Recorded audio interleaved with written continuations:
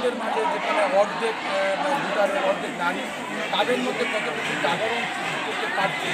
সেই বার্তা দিতে, এবং তারা আজকে যে বার্তা নিয়ে যাবে সেটা যাতে তারা আমাদের 4,75,000 ভোটারের প্রায় অর্ধেক নারী ভোটার, সেই ভোটারদের মাঝে যাতে পৌঁছে দেয়। অর্থাৎ আগামী জাতীয় সংসদ নির্বাচনে যাতে করে নারী ভোটার আমাদের দলের পক্ষে ভোট দেয়, আমাদের তারেক সাহেবকে দেশে প্রধানমন্ত্রী বানানোর পক্ষে রায় দেয়, সে জাগরণ সৃষ্টি করতেই মূলত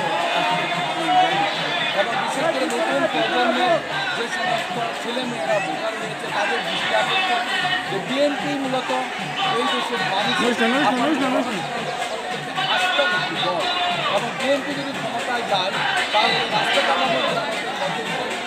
সরকার মানুষের নাগরিকের অধিকার সেই বার্তা দিতে মূলত আজকে আমরা দেখছি সকাল 9টার থেকে হাজার হাজার আমাদের মা বোনেরা, মমতা মা বোনেরা এখানে জড়ো হচ্ছে। 10:30-এর মধ্যে আমরা আশা করছি এই র্যালিটি তারা শুরু করতে পারবে, এবং এটা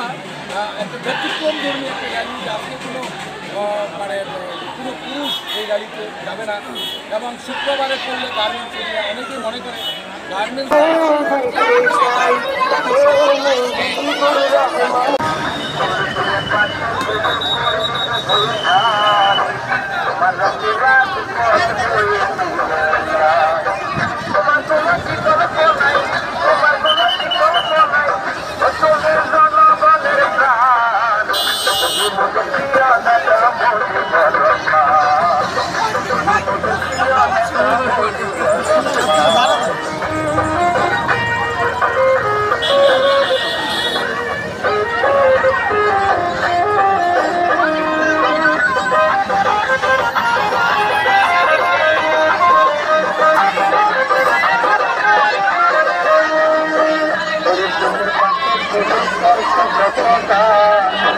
জনগণ ভুলিবে না তোমার অবদান,